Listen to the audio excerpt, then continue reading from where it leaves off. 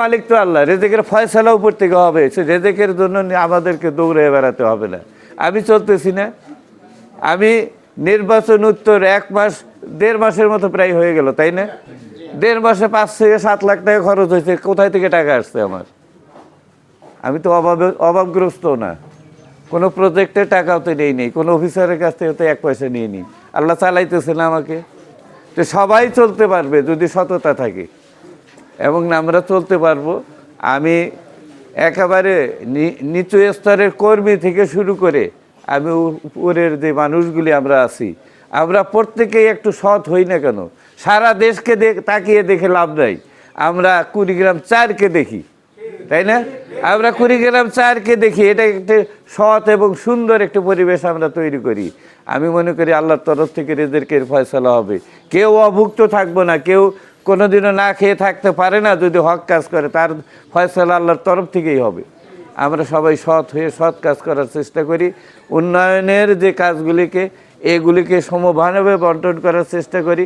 আমি 6 জন union chairman আছে, ওনাদেরকে সহযোগিতা নিব, মেম্বারদের সহযোগিতা নিব, এবং যে যে এলাকার যারা গুরুত্বপূর্ণ ব্যক্তি আছে ওনাদেরও পরামর্শ নেব। আমি পরামর্শ নিয়ে আগামী দিকে আগাতে চাই। আপনাদের যে দাবি দেওয়া, একটা এমপির জন্য এই দাবি দেওয়া পূরণ করা কোনো বিষয় না, ভাই ভালো করে জানে যে এই দাবি দেওয়া, একটা ঈদগাহ মাঠ, একটা স্কুলের দোতলা করা, এগুলো কিন্তু খুব একটা বড় কোনো বিষয় না।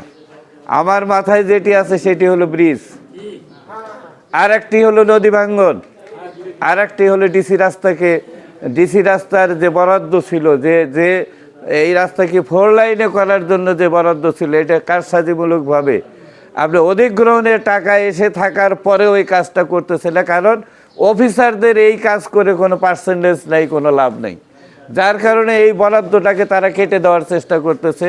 এটাকে আমি চেষ্টা করতেছি, এই যে টাকাটা এসে আছে এই রাস্তাকে চওড়া করে যে পর্যন্ত 4 লাইনের যে বরাদ্দ ছিল এই 4 লাইন করা, এই 3টি কাজ হলো আমার মূল কাজ। আমি এই 3টি কাজকে হাতে নিয়েছি।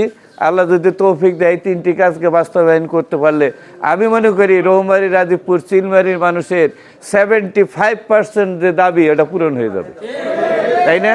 75% দাবি পূরণ হয়ে যাবে যদি আল্লাহ আমাকে এটি করতে দেন। আর সেই সাথে লিঙ্কেজ রোডগুলি দেখলি, লিঙ্কেজ যে রাস্তাগুলি, এগুলো কিন্তু উন্নয়নের যখন ধারাবাহিকতা আসতে থাকে, ব্রিজ যখন হবে, রোড যখন হবে, তখন দেখবেন আলটিমেটলি এই রাস্তাগুলো প্রসারিত হতে থাকবে, এই রাস্তাগুলির কাজ হতে থাকবে। এবং নদী ভাঙ্গনও তখন রোদের জন্য দেখা যাবে যে বড় বড় প্রজেক্ট আসতে থাকবে। আর সেই সাথে আমাদের যে ফেরিটা চলে, এই ফেরি নিয়ে আমি কথা বলছি, আজকেও কথা হয়েছে এবং একটু আগেও কথা হলো। আমি একটা চিফ যে তার সাথে কথা বলতেছি, এই ফেরি যদি 5-7টা ফেরি করা যায়, মাত্র 2-3টা ফেরি, ওদিকে দেখবেন গাড়ির একটা বিশাল লাইন নিয়ে বসে আছে, এপাশে রৌমারিতে বিশাল একটা লাইন নিয়ে বসে আছে, অথচ দিনে 2বার যাইতেছে আসতেছে, একদিন যায় আর একদিন যায় না, এরকমভাবে চলাচল করতেছে। এটি নিয়ে আমি যোগাযোগ করতেছি, এখানে অন্তপক্ষে 1 ঘন্টা 1.5 ঘন্টা পর পর একটা করে ফেরি ছাড়তে হবে, 1-1.5 ঘন্টা পর পর একটা করে ফেরি ছাড়তে হবে। আর যখনই ফেরি চলতে থাকবে তখন তারা খননের জন্য যে কাজগুলি করা দরকার তারা সেই কাজগুলিকে ত্বরান্বিত করবে। এই বিষয়ে আমি সকল সেক্টরে কথা বলতেছি। আল্লাহ যদি তৌফিক দেন, আপনারা আমাকে দোয়া করবেন, আল্লাহ সততার সাথে এবং সুস্থতার সাথে আপনাদের এই দেওয়া দায়িত্ব যেন আমি পালন করতে পারি, এবং এটার জন্য দোয়া করবেন। আমি আমার এই আসার খবর শুনে আপনারা যে তাৎক্ষণিকভাবে যে মানুষগুলি উপস্থিত হয়েছেন, সবাইকে আমি মোবারকবাদ এবং ধন্যবাদ জ্ঞাপন করছি।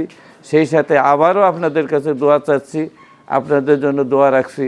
আল্লাহ পাক আপনাদেরকে সুস্থ রাখেন এবং ভালো কাজের জন্য সবাই যেন একত্র হয়ে কাজ করতে পারি।